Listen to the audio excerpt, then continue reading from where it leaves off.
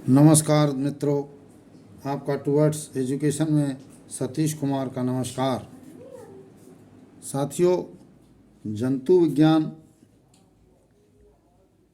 High intermediate, BSc, TGT, PGT और अन्य परीक्षाओं के लिए हमने अपना जो टूवर्ड्स एजुकेशन शुरू किया है उसमें जंतु विज्ञान का हम संघ प्रोटोजोआ करा रहे थे। पिछली वीडियो में संघ प्रोटोजोआ जिसमें हमने आपको अमीबा के बारे में बताया था और अमीबा की जो आकृति और संरचना बताई थी। उसके बाद अब हम जीव कला, प्लाज्मा मेम्ब्रेन या वायु मेम्ब्रेन के बारे में बताएंगे। साथियों, जो लोग टूवर्ड्स एजुकेशन को देख रहे हैं, सब्सक्राइब कर रहे हैं, उन लोगों को पुनः धन्यवाद। और वो उन लोगों से निवेदन है कि वो लोग अपने मित्रों को सब्सक्राइब शेयर करें और स्वयं सब्सक्राइब करने के लिए प्रेरित करें। तो हम लोग शुरू करते हैं अमीबा में जीव कला, क्योंकि आकृति और संरचना में हमने आपको बताया था कि जीव कला, कोशिका द्रव और केंद्रक, तीन जो भाग हैं इसके, वो भाग हम एक एक करके बताएंगे। पहला है जीव कला। समय व्यर्थ ना करते हुए वीडियो को स्टार्ट करते हैं। ठीक है साथियों,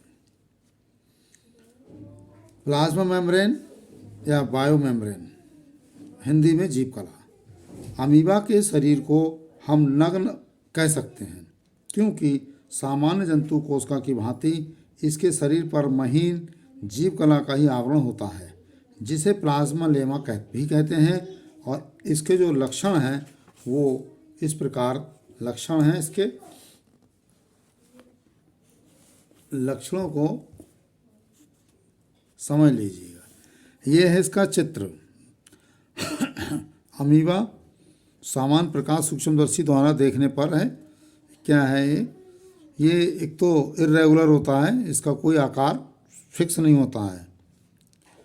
सबसे ऊपर ये प्लाज्मा लेमा है, प्लाज्मा लेमा। फिर जो अंदर बहुत सारा ये खाली स्थान देख रहे हैं, ये कॉन्ट्रैक्टाइल वैक्यूल है, खाली स्थान का कॉन्ट्रैक्टाइल वैक्यूल। और इसमें जो इस तरह से जो वार है, ये वार है यूरोइड के, छोटे छोटे गोल, ये फूड वैक्यूल्स हैं। और बीच सेंटर में जो है एक न्यूक्लियस पाया जाता है, और न्यूक्लियस के चारों ओर एंडोप्लाज्म भी पाया जाता है, और उसी में माइटोकॉन्ड्रिया पाया जाता है। माइटोकॉन्ड्रिया और जो कॉन्ट्रैक्टाइल वैक्यूल होते हैं उसको चारों ओर माइटोकॉन्ड्रिया घेरे रहती है। ये जो बाहर देख रहे हैं, बाहर को, इनको ही पाद कहते हैं, स्यूडोपोडिया। यानी इन्हीं से ये लोकोमोशन यानी गति करते हैं। और यही हाइलाइन लेयर होती है, और एक प्लाज्मा जेल पाया जाता है, और हाइलाइन कैप होती है, उसको कैप होती है। और व्यूरेट्स एंड ट्राइयूट्स से होते हैं, और एंडोप्लाज्म से पाया जाता है। नंबर 1, ये सामान्य कोशिका कला यानी सेल मेम्ब्रेन की भांति प्रोटीन एवं लिपिड अणुओं के दोहरे स्तरों की बनी होती है, अतः ये जल में भीगती नहीं है। इस पर म्यूकोप्रोटीन्स के सूक्ष्म तंतु जैसे अणुओं की झालर होती है, जिन्हें सूक्ष्मांकुर माइक्रोविलाई कहते हैं। इनके कारण प्लाज्मा लेमा चिपचिपी होती है। प्लाज्मा लेमा वो चिपचिपी होती है ये। अब इसमें अमीबा इलेक्ट्रॉन सूक्ष्मदर्शी के देखने पर क्या, ये सामान्य प्रकाश में देखा है, और ये इलेक्ट्रॉन सूक्ष्मदर्शी से देखने पर इसमें बहुत सारी और चीज़ें क्लियर दिखाई देती हैं। बाहर को जो प्लाज्मा लेमा होता है, हाइलाइन कैप होती है, एक्टोप्लाज्म होता है, एंडोप्लाज्म होता है, वाटर वैक्यूल्स होते हैं, कॉन्ट्रैक्टाइल वैक्यूल्स होते हैं, और क्रिस्टल्स पाए जाते हैं एंडोप्लाज्मिक के। एंडोप्लाज्मिक रेटिकुलम पाया जाता है। ये फूड वैक्यूल्स हैं इसके, कुछ एंडोप्लाज्मिक वेसिकल्स भी हैं, और माइक्रोविलाई हैं, और गोल्जी कॉम्प्लेक्स है, ये गोल्जी कॉम्प्लेक्स है। राइबोसोम्स हैं पाए जाते हैं, माइटोकॉन्ड्रिया पाए जाते हैं, न्यूक्लियर मेम्ब्रेन पाई जाती है, न्यूक्लियर पोर पाया जाता है, न्यूक्लियोप्लाज्म पाया जाता है और न्यूक्लियाई पाया जाता है। ये न्यूक्लियस में इतने पार्ट्स होते हैं, न्यूक्लियाई, न्यूक्लियोलाई होता है, न्यूक्लियोप्लाज्म होता है, न्यूक्लियर पोर होता है और न्यूक्लियर मेम्ब्रेन होती है। ये न्यूक्लियस के इतने पार्ट्स। ये आपको जो चित्र दर्शाया गया है ये इलेक्ट्रॉन सूक्ष्मदर्शी से दिखाया गया है और ये सामान्य प्रकाश सूक्ष्मदर्शी से दिखाया गया है। तो पहला पार्ट में बताया था माइक्रोविलाई कहते हैं जिनको, और जो प्लाज्मा लेमा होता है वो चिपचिपा पदार्थ होता है। प्लाज्मा लेमा से ही जो माइक्रोविलाई लगे होते हैं। ये नंबर 2, यह दृढ़ परंतु लचीली होती है, अतः ये अमीबा के जीव द्रव को बह जाने से रोकती है, लेकिन शरीर की वृद्धि में और पादापों के बनने में रुकावट नहीं डालती है। मित्रों, आप लोग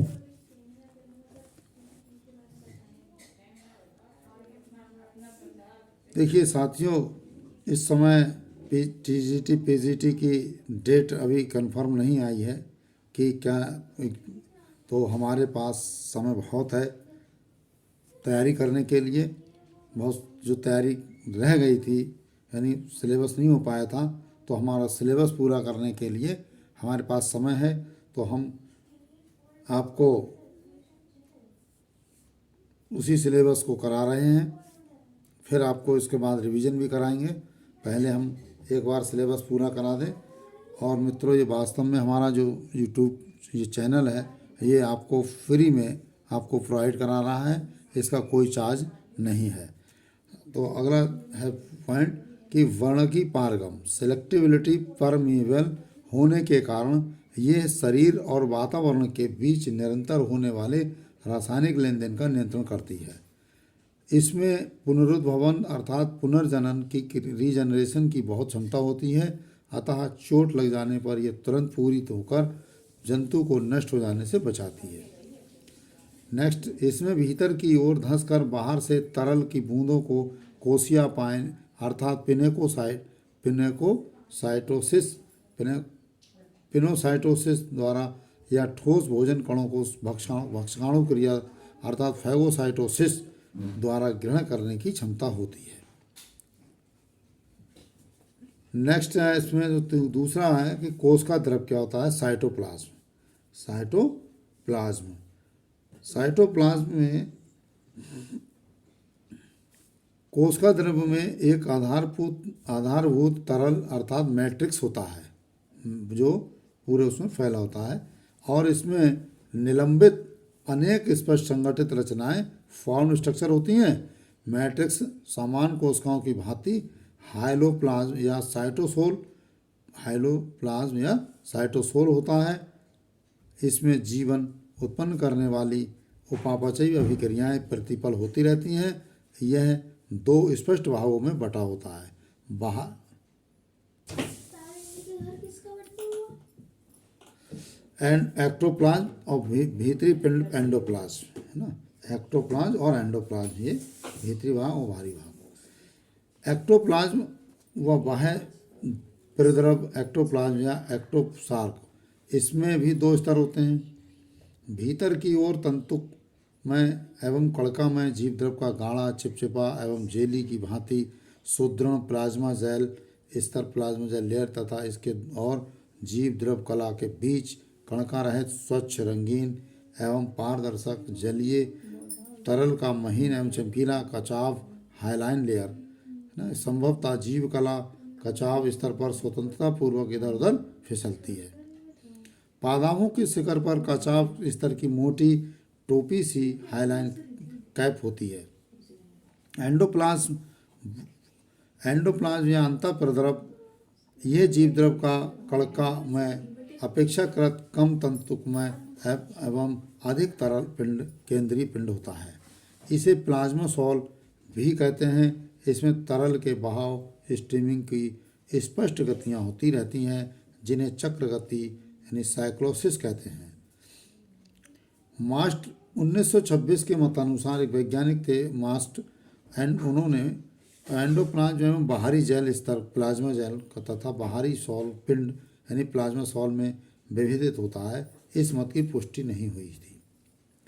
कोशिका द्रव में निलंबित रचनाएं क्या हैं? कोशिका द्रव में निलंबित रचनाएं साधारण प्रकाश सूक्ष्मदर्शी के द्वारा और से अमीबा के कोशिका द्रव में एक केंद्रक तथा 3 प्रकार की रिक्तकाएं दिखाई दे जाती हैं।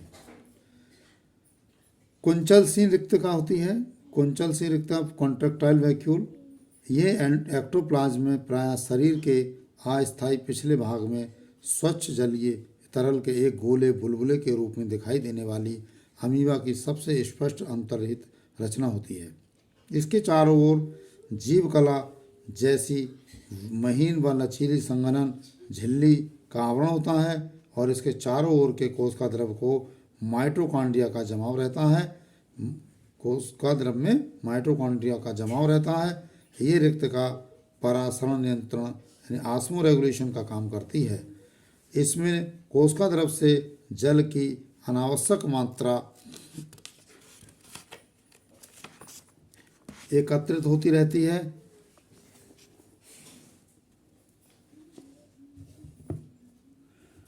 जिसे ये बाहर निकलती रहती है। अतः ये कभी बड़ी और कभी छोटी दिखाई देती है तथा निश्चित समय अंतरों पर पल भर के लिए ओझल होकर पुनः प्रकट होती रहती है।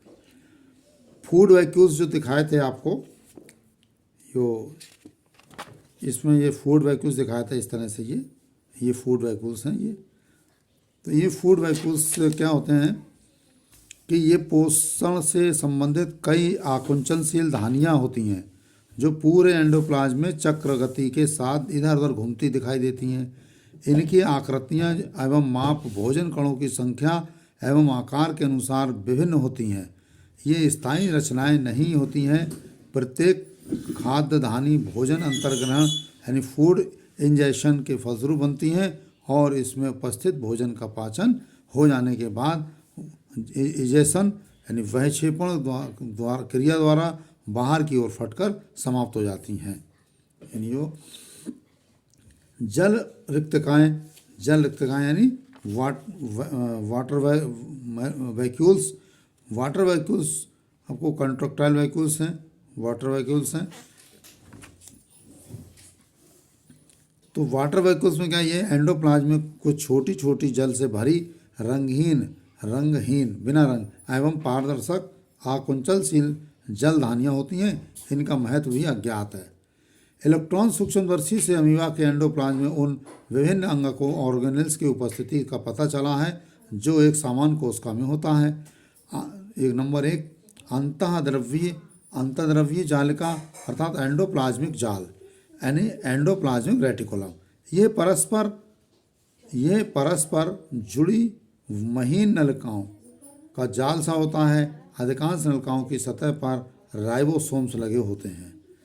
माइटोकॉन्ड्रिया ये प्रायः गोलाकार या अंडाकार होते हैं। गोल्जी कॉम्प्लेक्स ये ऊपर नीचे स्थित नालवत पुटिकाओं के 2 या 3 समूह होते हैं। लाइसोसोम्स ये पाचन एंजाइम युक्त तरल से भरी कई छोटी गोल सी पुटिकाएं होती हैं। इनके फट जाने से इनके एंजाइम अमीबा के शरीर को पचाकर समाप्त कर सकते हैं। इन्हें इसीलिए कोशिकाओं की आत्मघाती थैलियाँ कहते हैं, सुसाइड बैग्स कहते हैं। राइबोसोम्स ये एक अंतःद्रव्यीय जालिका की पुटिकाओं पर लगे ये छोटे छोटे स्वतंत्र समूह में पाए जाते हैं। नेक्स्ट है केंद्रक। तीसरा पार्ट बताया था केंद्रक का। केंद्रक में क्या होता है, इसमें अमीबा के एंडोप्लाज्म में प्रायः इसके केंद्रीय भाग में एक लगभग वृत्ताकार उभय उत्तल यानी वाई कॉन्वेक्स या केवल एक और उत्तल तस्तरीनुमा केंद्रक होता है। इनके चारों ओर का आवरण अर्थात केंद्रक कला या कैरियोथी का रचना में जीव कला के समान परंतु दोहरी तथा छिद्रयुक्त होती है। केंद्रक के प्रद्रव अर्थात केंद्रक द्रव में कई केंद्रकाएँ न्यूक्लियाई तथा लगभग 500 क्रोमेटिन के कण होते हैं जिन्हें क्रोमिडिया कहते हैं। अमीबा के सारी कार्य की केंद्रक के ही नियंत्रण में होती है। अतः यदि अमीबा को टुकड़ों में ऐसे काटें कि कुछ टुकड़ों में केंद्रक के अंश हों और कुछ में नहीं, तो केंद्रक के अंशों वाले टुकड़ों तो पुनरुद्भवन यानी रीजनरेशन द्वारा पूर्ण अमीबा बन जाएंगे, परंतु अन्य टुकड़े नष्ट हो जाएंगे। तो उपरोक्त अंग को ऑर्गेनेल्स के अतिरिक्त एंडोप्लाज्म में कार्बोनिल डायूरिया नामक उत्सर्जी पदार्थ के नियमित आकृति के रवे होते हैं। इन्हें आकृति के अनुसार वायूरेट्स एंड ट्रायूरेट्स कहते हैं। इसी के साथ हम आपसे विदा लेते हैं और आप लाइक सब्सक्राइब करना ना भूलें। मित्रों नमस्कार।